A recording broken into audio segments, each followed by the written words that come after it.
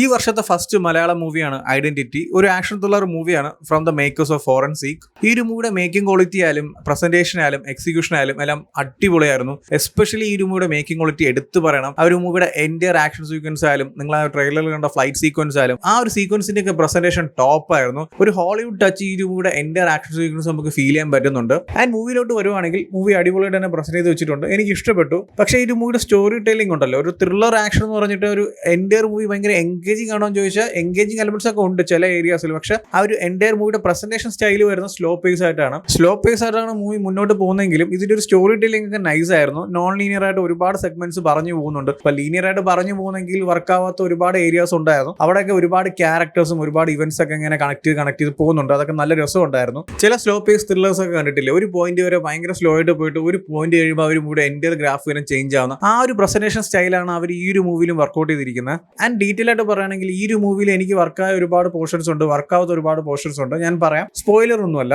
First half എടുത്തു പറയുകയാണെങ്കിൽ തന്നെ നമ്മൾ ആ ഒരു കഥയിലോട്ട് വന്ന് ആ കഥയിലുള്ള ക്യാരക്ടേഴ്സ് ആയാലും അവിടുത്തെ ഇവന്റ്സ് ആയാലും ഇങ്ങനെ കണക്ട് ആയി വരുമ്പോൾ തന്നെ ഒരുപാട് ടൈം എടുക്കുന്നുണ്ട്. ആൻഡ് ആ ഒരു ഫസ്റ്റ് ഹാഫിലുള്ള ഒരുപാട് സെക്ഷൻസ് ഭയങ്കര കോംപ്ലിക്കേറ്റഡ് ആയിട്ടാണ് എനിക്ക് ഫീൽ ചെയ്തത്. ഇത് എന്റെ മാത്രം ഒപ്പീനിയനാണ് ഞാൻ പറയുന്നത്. അതായത് ഒരുപാട് കാര്യങ്ങൾ പറയുന്നുണ്ട്, ഒരുപാട് ക്യാരക്ടേഴ്സിന്റെ പേര് പറയുന്നുണ്ട്, ഒരുപാട് ഇവന്റ്സ് പറയുന്നുണ്ട്. ഈ ഒരുപാട് ഇവന്റ്സ് ഇങ്ങനെ ലൂപ്പ് പോലെ സംസാരിക്കുന്നുണ്ട്. ഒരു ക്യാരക്ടർ ഒരുപാട് കാര്യങ്ങൾ ഡീറ്റെയിൽ ആയിട്ട് എക്സ്പ്ലെയിൻ ചെയ്യുന്നുണ്ട്. സോ ഫസ്റ്റ് ഹാഫിൽ ഇങ്ങനത്തെ ഒരുപാട് കാര്യങ്ങൾ വന്നിട്ട് സെക്കൻഡ് ഹാഫിൽ ഇതിന്റെയൊക്കെ ഒരു റിവീലിംഗ് പോയിന്റ് അല്ലെങ്കിൽ ഇതിന്റെയൊക്കെ ആൻസേഴ്സ് വരുമ്പോൾ നമുക്ക് ഇതിന്റെ ഒരു ആവശ്യമില്ലാത്ത പോലെ തോന്നി. അതായത് ഫസ്റ്റ് ഹാഫിൽ കോംപ്ലിക്കേറ്റ് ചെയ്ത് പറഞ്ഞ പല കാര്യങ്ങളും സെക്കൻഡ് ഹാഫിലോട്ട് വരുമ്പോൾ റിവീൽ ചെയ്യുമ്പോൾ വളരെ സിമ്പിൾ ആയിട്ടാണ് നമുക്ക് ഫീൽ ചെയ്യുന്നത്. ഇപ്പൊ റിവീൽ ചെയ്തില്ലെങ്കിൽ പോലും ചില ഏരിയാസ് ഒക്കെ നമുക്ക് ഭയങ്കര പ്രിഡിക്റ്റബിൾ ആയിരുന്നു. അത് വേറൊന്നും കൊണ്ടല്ല, ആ ഒരു ഇവന്റ്സിന്റെ ഒരു പ്രസന്റേഷൻ കാണുമ്പോൾ തന്നെ നമുക്ക് മനസ്സിലാവും, ഓക്കെ ഇത് എവിടെയാണ് കൊണ്ട് എത്തിക്കുന്നത്, അല്ലെങ്കിൽ ഈ ക്യാരക്ടർ പറയുന്ന കാര്യം എവിടെയാണ്, ഈ സിറ്റുവേഷൻ എന്തുകൊണ്ടാണ് നടക്കുന്നത്. ഇങ്ങനത്തെ കാര്യങ്ങളൊക്കെ കേൾക്കുമ്പോൾ തന്നെ നമുക്ക് ഏകദേശം ഒരു ഐഡിയ കിട്ടും. പിന്നെ ആ ഒരു സിറ്റുവേഷനിലോട്ട് അടുത്തെത്തുമ്പോൾ തന്നെ നമുക്ക് ക്ലിയർ കട്ട് വ്യൂ കിട്ടും. ഓക്കെ ഇതാണ് ഇനി നടക്കാൻ പോകുന്ന കാര്യം. ഒരു പോയിന്റ് കഴിയുമ്പോൾ നമുക്ക് ഭയങ്കര രീതിയിൽ ആ ഒരു എൻറ്റയർ മൂവിയുടെ സ്റ്റോറി ഒക്കെ മനസ്സിലാവും. ഇനി എന്താണ് സംഭവിക്കാൻ പോകുന്നത്, എന്താണ് നടക്കാൻ പോകുന്നതൊക്കെ നമുക്ക് ഒരു നല്ലൊരു വ്യൂ കിട്ടും. പക്ഷെ എന്നാലും ആ ഒരു എൻഡ് വരെ നല്ല രീതിക്ക് തന്നെ ആ ഒരു മൂവി മുന്നോട്ട് കൊണ്ടുപോകുന്നുണ്ട്. ആൻഡ് പിന്നീട് എനിക്ക് വർക്കായ പോർഷൻസ് അല്ലെങ്കിൽ ഈ ഒരു മൂവിയുടെ മെയിൻ ഹൈലൈറ്റ് എന്ന് പറയുന്നത് ഞാൻ നേരത്തെ പറഞ്ഞായിരുന്നല്ലോ,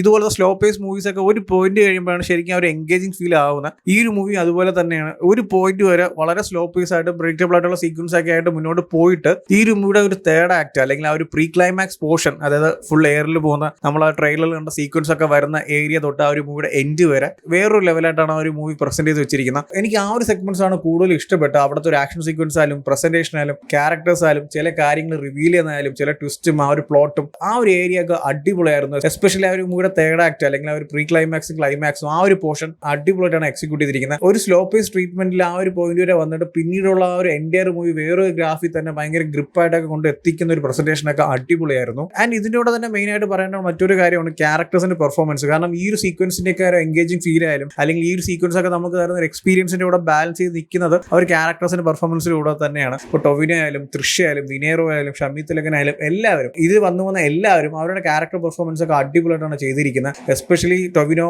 അടിപൊളിയായിരുന്നു. ടൊവിനോയുടെ കരിയറിൽ നമ്മൾ അധികം ഇങ്ങനത്തെ ഒരു ക്യാരക്ടർ ഒന്നും കണ്ടിട്ടില്ല. ഒരു പുതിയ അറ്റംപ്റ്റ് ആണ്. അധികം ഒന്നും സംസാരിക്കാത്ത ഒരു ഇൻട്രോവേർട്ട് ആയിട്ടുള്ള അല്ലെങ്കിൽ ഭയങ്കര രീതിയിൽ പെർഫെക്ഷൻ ഒക്കെ നോക്കുന്ന ഒരു ക്യാരക്ടറാണ്. അതൊക്കെ നല്ല രസമായിട്ടാണ് പുള്ളിക്കാരൻ പെർഫോം ചെയ്ത് വെച്ചിരിക്കുന്നത്. ആൻഡ് വിനേറോ ആയാലും പുള്ളിക്കാരൻ ആസ് യൂഷ്വൽ നമ്മൾ എല്ലാ മൂവിയിലും കാണുന്ന പോലെ ഭയങ്കര സ്റ്റൈലിഷ് ആയിട്ടുള്ള ആ ഒരു സ്ക്രീൻ പ്രസൻസ് തന്നെ അടിപൊളിയാണ് പുള്ളിക്കാരൻ്റെ. ആൻഡ് തൃഷ ആയാലും അടിപൊളിയാണ്. തൃഷയാണ് ശരിക്കും ആ ഒരു മൂവി ഒരു പോയിന്റ് കഴിഞ്ഞ് പിന്നെ ലീഡ് ചെയ്ത് മുന്നോട്ട് കൊണ്ടുവന്ന്. ആൻഡ് തൃഷയുടെ പെർഫോമൻസ് നൈസ് ആയിരുന്നു. ചില സ്ഥലത്ത് ആ ഒരു ലിപ്സിംഗ് വലിയ രീതിയിൽ എനിക്ക് വർക്കായില്ല. ആൻഡ് ഈ ഒരു ക്യാരക്ടർ തൃഷ തന്നെ ചെയ്യണം എന്ന ക്യാരക്ടറൊന്നും അല്ല, ആര് ചെയ്താലും അടിപൊളിയായിരിക്കും. പക്ഷെ തൃഷ അത് നല്ല രീതിക്ക് തന്നെ ഹാൻഡിൽ ചെയ്തിട്ടുണ്ട്.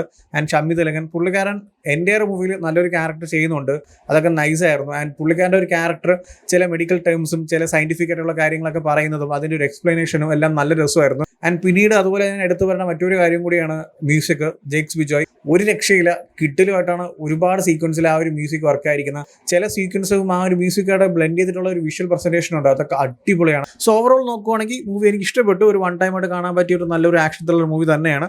എൻ്റെ ഒരു മൂവി ഭയങ്കര എൻഗേജിംഗ് ആയിട്ടുള്ള അല്ലെങ്കിൽ ഫാസ്റ്റ് പേസ് ആയിട്ടുള്ള ഒരു മൂവി ഒന്നുമല്ല, വളരെ സ്ലോ പേസ് ആയിട്ടാണ് ഈ ഒരു മൂവി പ്രസന്റ് ചെയ്തിരിക്കുന്നത്. തിയേറ്റർ എക്സ്പീരിയൻസ് മസ്റ്റ് ആണ് ഈ ഒരു മൂവിക്ക്. കാരണം ഇതിന്റെ ഒരു വിഷ്വൽ പ്രസന്റേഷൻ ഒക്കെ വേറെ ലെവലാണ്. സോ എന്തായാലും എല്ലാവരും ചെക്ക് ചെയ്ത് നോക്കുക. ഓൾറെഡി ഈ ഒരു മൂവി കണ്ടവരാണെങ്കിൽ നിങ്ങളുടെ ഒപ്പീനിയൻസ് എന്താ വെച്ചാൽ കമന്റ് ചെയ്യൂ. വീഡിയോ ഇഷ്ടപ്പെട്ടാൽ ലൈക്ക് ചെയ്യൂ, ഷെയർ ചെയ്യൂ. ഇതിലത്തെ കൂടുതൽ വീഡിയോസിനായി ചാനൽ സബ്സ്ക്രൈബ് ചെയ്യൂ. Thank you so much.